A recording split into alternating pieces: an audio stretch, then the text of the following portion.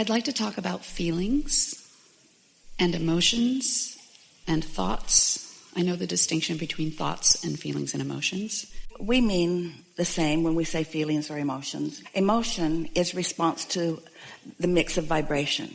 And once an emotion gains some momentum, that's probably when you'd start calling it a feeling, because there's a stronger manifestation of it in your physical body.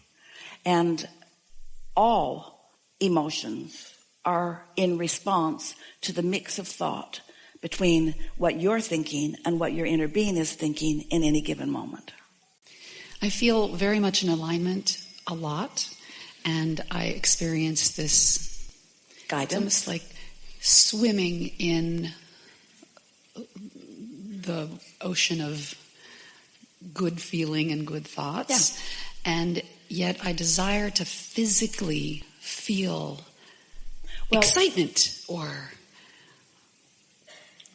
I have this kind of, it seems very narrow and it's pleasant and it's awesome and I don't have the negative. The way you do that, you may be, and a lot of people do this, you may be trying to maintain the safety of alignment without the risk of misalignment. And so, yes.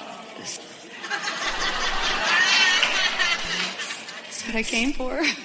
So sometimes you don't allow your thoughts to move around enough in order to allow strong enough momentum to really get going. When you think about it, sort of like in the rampage that we were offering a little bit ago, if you have a thought that feels good to you and you stay focused on it, other thoughts like it will join it. And if you stay there long enough, you'll get some momentum until you will allow it to parlay itself into something that is really exhilarating.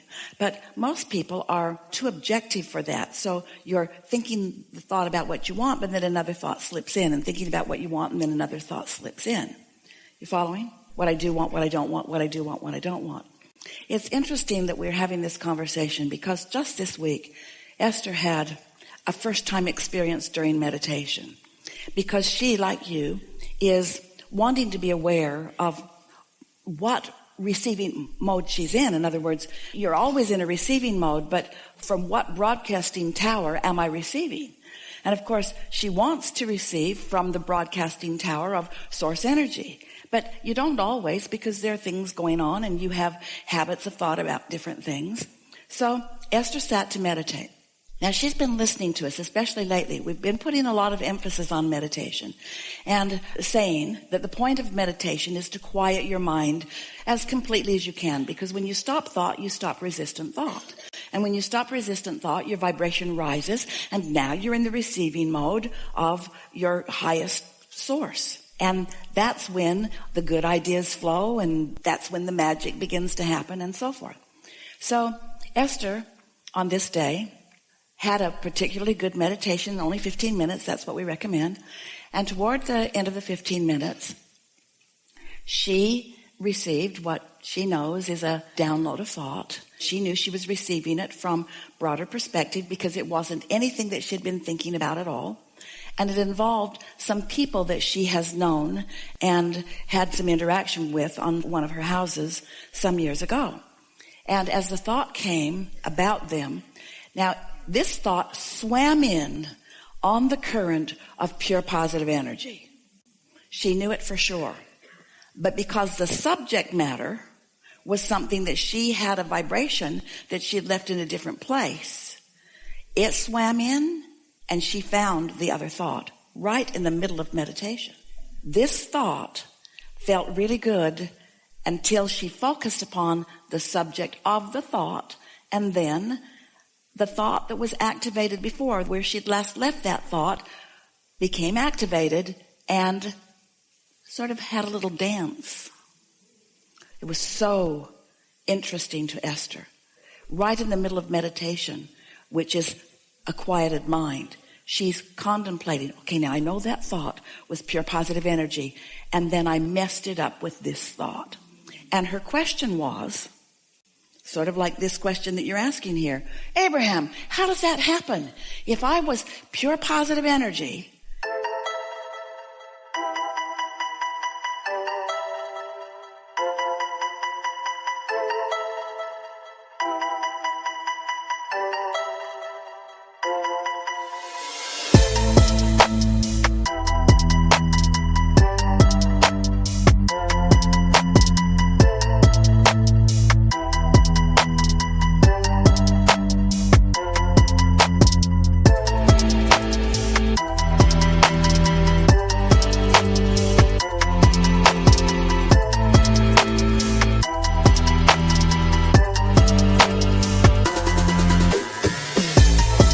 in my pure positive energy, I had this thought, then how could it go south so fast?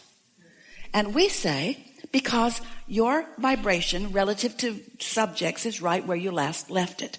And we were guiding her to returning to the love for these people that is natural to her, rather than remembering where the relationship last left.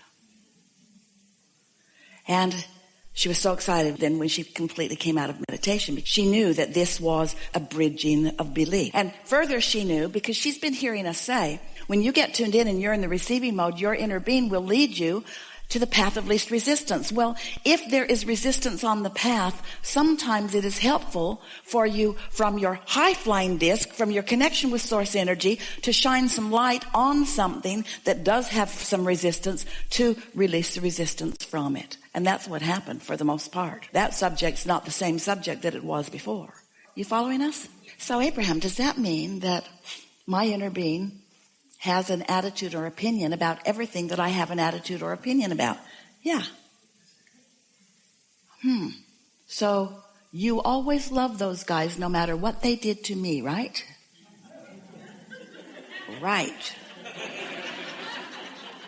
Oh. So you're not ever going to join me in a negative thought about anyone. Right.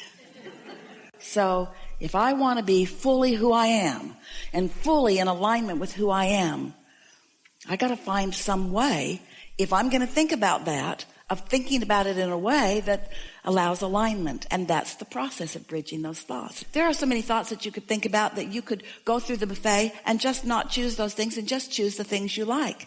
But if one of the things in the buffet is married to you,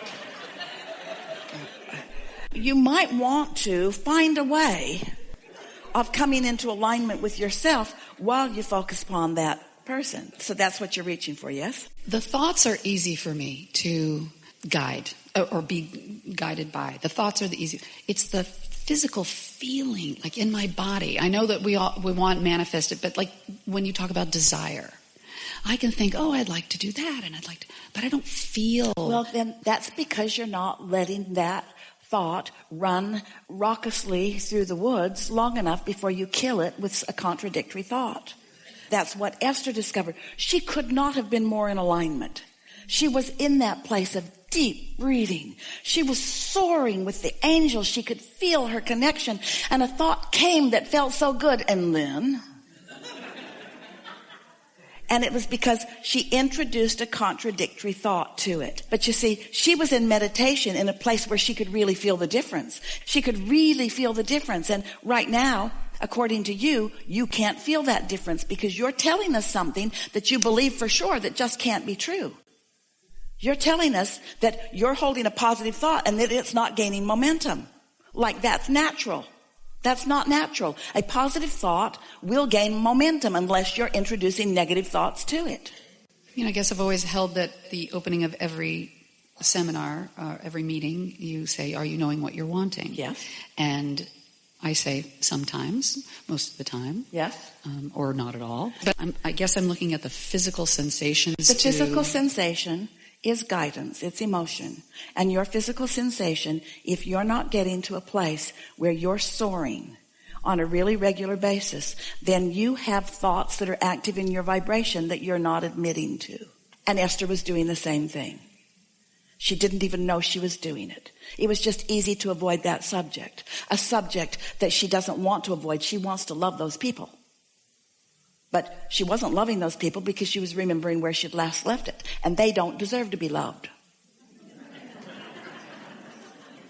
You see what we're getting at? I do. But Esther deserves to love them. And Esther can't bear not to love them because her inner being is.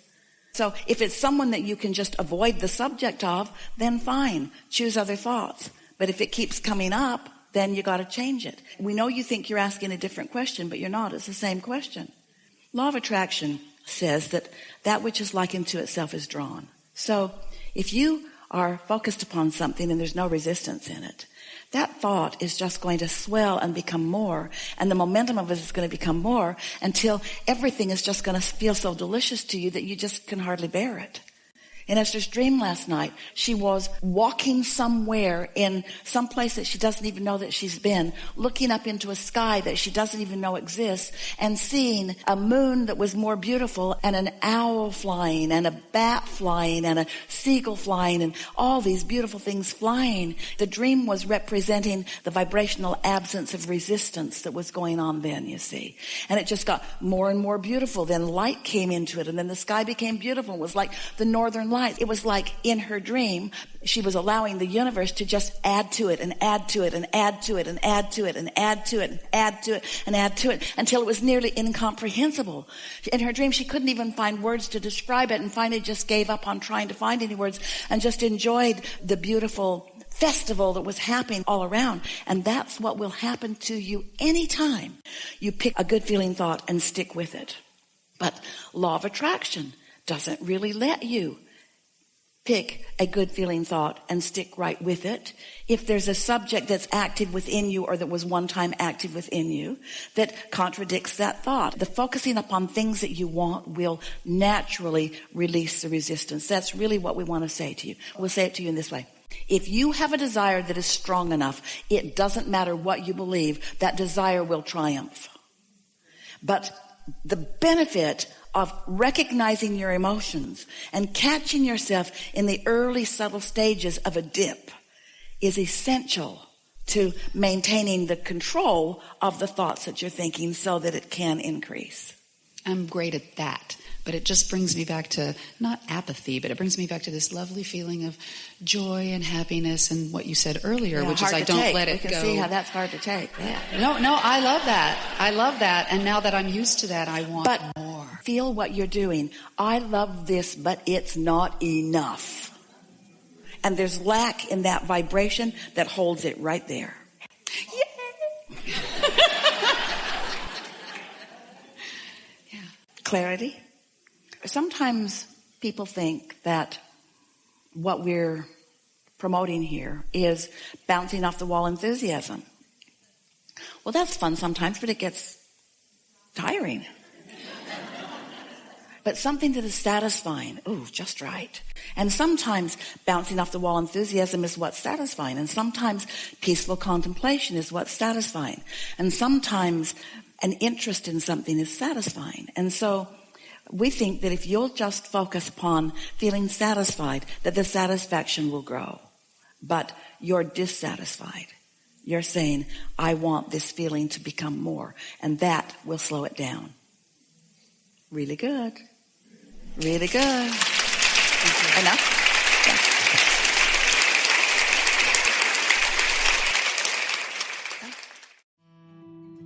Don't forget to leave a positive message and subscribe.